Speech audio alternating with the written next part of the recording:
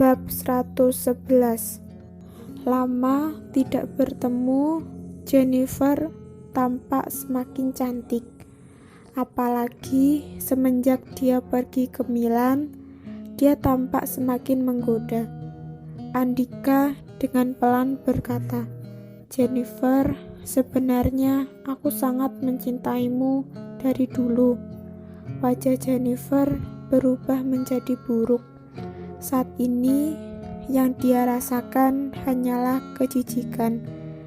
Tidak disangka laki-laki brengsek yang tidak cocok untuk melakukan apapun dibanding Ravindra bisa suka padanya. Ibu Andika diam-diam merasakan bahwa Jennifer memiliki sebuah rasa merendahkan anaknya dalam segala sisi. Saat Ibu Andika ingin membela anaknya, Jennifer langsung berkata, "Sudah, masalah sudah selesai. Aku harus pergi. Tunggu kabar baikku saja." Jennifer lalu pergi setelah mengatakannya. Melihat kepergian Jennifer, Ibu Andika mengerutkan alis dan berkata, "Andika, walaupun Jennifer terlihat lebih baik dari Isabel, tapi kamu juga sudah lihat sifatnya. Kita sebagai keluarga Susanto tidak bisa menerimanya sebagai menantu." "Ibu, untuk apa kamu mengatakan ini?" Andika langsung berkata, "Bukannya aku sekarang sedang meminta dia membantuku mencari kembali uang tersebut. Apa yang tidak bisa kita mau jika kita sudah kaya? Apakah kamu sudah lupa apa yang terjadi pada kita dulu? Banyak wanita yang mengejarku." Mendengar kata ini, Ibu Andika lalu menganggukkan kepalanya. Walaupun dia mengetahui betapa brengseknya anak dia, tetapi anaknya tetaplah yang paling baik hati. Walaupun Jennifer terlihat sangat elit dan jauh berbeda di atas mereka, tetapi tetap tidak dapat mengalahkan anaknya. Isabel tidak tahu apapun tentang hubungan Andika dan Jennifer. Dia masih sangat marah setelah dikalahkan oleh Andika sekeluarga. Dia dengan sangat emosi pulang ke rumah. Dia minum air lalu istirahat sejenak. Tiba-tiba terdengar suara bel rumah. Bibi Narti pergi membuka pintu, lalu dengan sangat bahagia membawakan sebuah kotak. "Apa ini, Bibi Narti?" Isabel bertanya karena sangat penasaran. "Nyonya, ini adalah baju pesta yang dibuat atas perintah Tuan Muda." Bibi Narti dengan senang berkata, "Tuan Muda memang sangat baik terhadap Anda. Baju ini barusan mendarat dari pesawat. Ini adalah bantuan dari desainer Itali dalam 2 hari berturut. Jika Nyonya memakainya di pesta malam hari ini, pasti akan terlihat sangat megah. Baju inilah tokoh utama hari ini."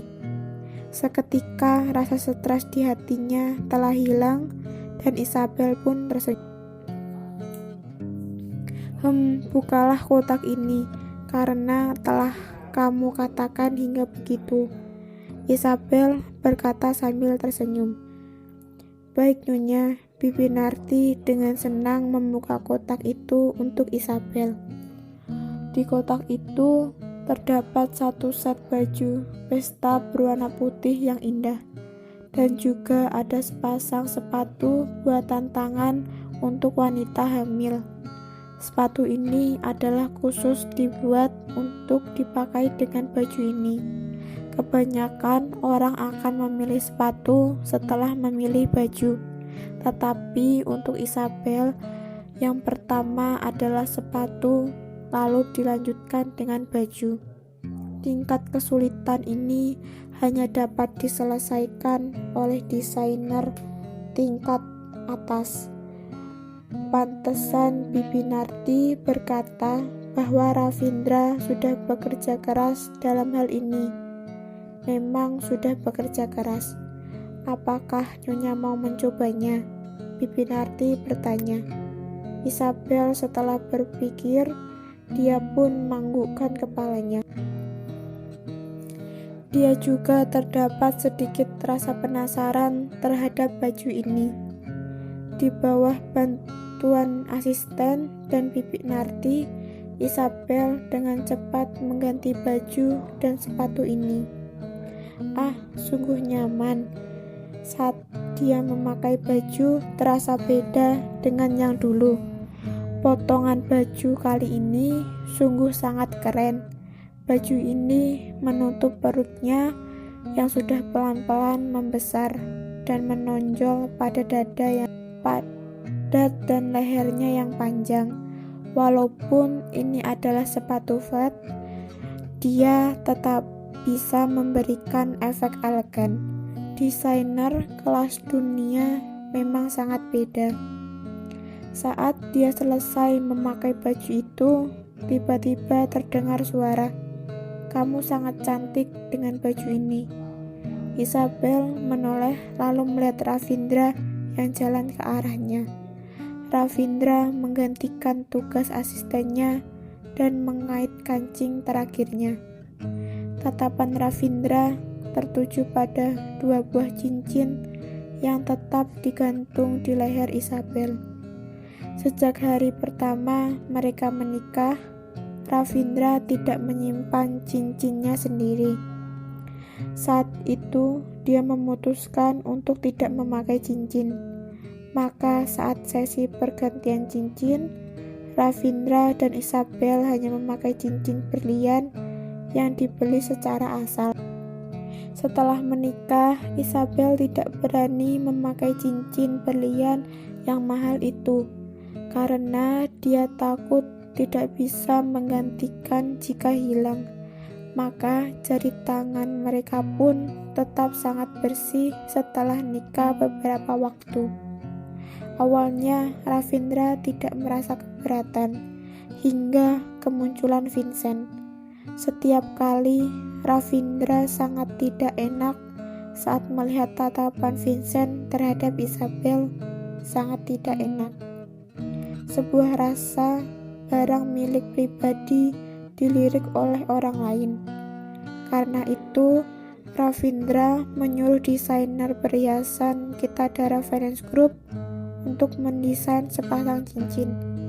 Jika Isabel tidak suka memakai cincin berlian, maka pakai cincin saja. Sebenarnya saat itu Ravindra dengan perasaan yang sangat senang ingin memberikan cincin itu kepada Isabel, tetapi tiba-tiba terjadi kejadian itu. Mereka berdua berpisah secara tidak baik. Sebelum Ravindra memberikan cincin itu, Ravindra mengira cincin ini telah dibuang oleh Isabel ke tempat sampah, tapi tidak disangka dia masih memakainya di lehernya.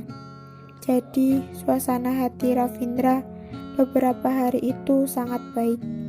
Tapi jika Ravindra tahu bahwa Isabel menyimpan cincin ini dengan hati-hati hanya karena takut tidak bisa membayar jika hilang, maka dia pasti tidak akan sesenang ini lagi kan? Ravindra sekilas melepaskan kalung cincin itu dan mengambil cincinnya. Walaupun dalam hatinya terasa sangat senang, tapi dia masih dengan sombongnya berkata, "Untuk apa kamu simpan ini? Buang saja." Isabel langsung merebutnya kembali dan menatapnya dengan sadis. "Dasar pembawa sial, kenapa buang? Boros sekali. Mendingan dijual saja. Jika dia tidak mau memberi untuk dirinya sendiri, dia boleh menjualnya sendiri. Jika aku bukan karena tidak punya waktu, aku pasti sudah menjualnya dari awal. Melihat Isabel merebut cincin itu membuat suasana hati Ravindra merasa sangat senang. Apakah semakin pedulinya Isabel terhadap cincin ini menandakan semakin pedulinya Isabel terhadap Ravindra? Jika Isabel mengetahui isi hati Ravindra, dia pasti akan tertawa lalu mengatakan, "Kamu beneran terlalu banyak berpikir." Ravindra mengarahkan jarinya ke arah Isabel agar dipakaikan cincin. Isabel dengan muka terbengong melihat Ravindra. Apa maksud dia mengulurkan tangannya? "Kamu berencana untuk meminta kembali cincin ini?" Aduh, untungnya aku belum sempat menjualnya sama sekali. Kalau tidak, jika dia memintanya kembali, bagaimana aku membayarnya? Sungguh pelit. Barang yang sudah dibuang masih mau diambil kembali. Baru saja dibilang mau dibuang, sungguh terlalu. Uang yang begitu banyak. Isabel dengan erat menggenggam cincin di tangannya karena dia sedikit tidak rela untuk memberinya. Ravindra melihat ekspresi Isabel yang menunjukkan seperti hamster yang sangat kasihan. Dalam hatinya sangat senang, lalu dia berkata, "Ini kan sepasang cincin, tidak mungkin kan kamu satu orang memakai 2 buah cincin." Apa maksudnya berkata begitu? Apakah dia pernah berkata dirinya mau memakai cincin?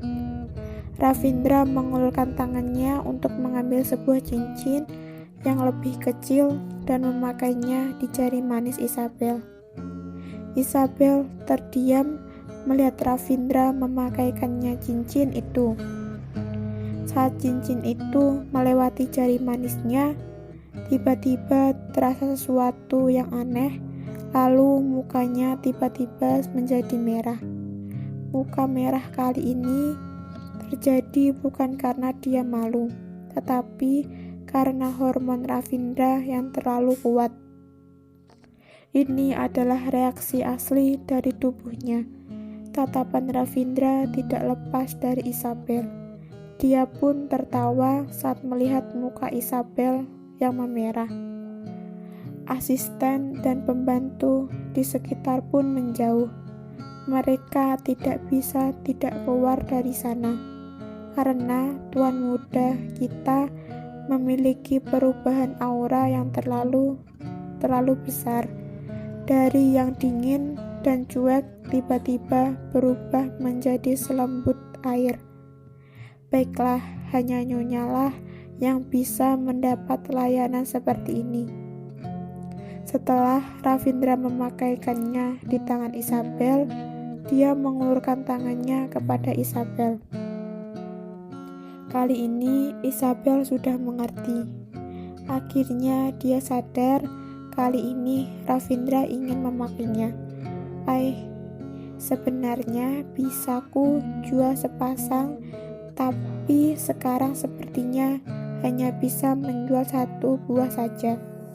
Isabel dengan pasrah mengambil cincin itu, lalu dengan hati-hati memakaikannya di jari manis Ravindra.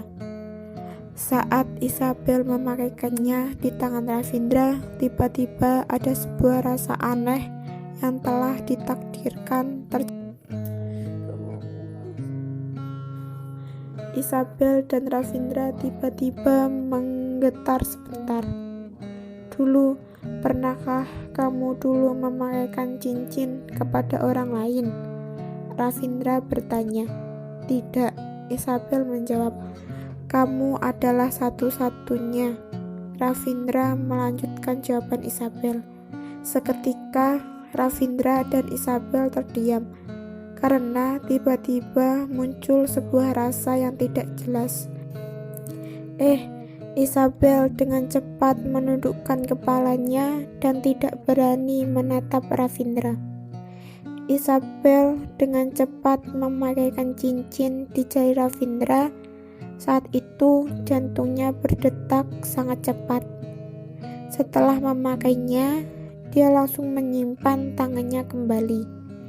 Siapa sangka di saat dia belum sempat menyimpan tangannya sudah dipegang erat oleh Ravindra.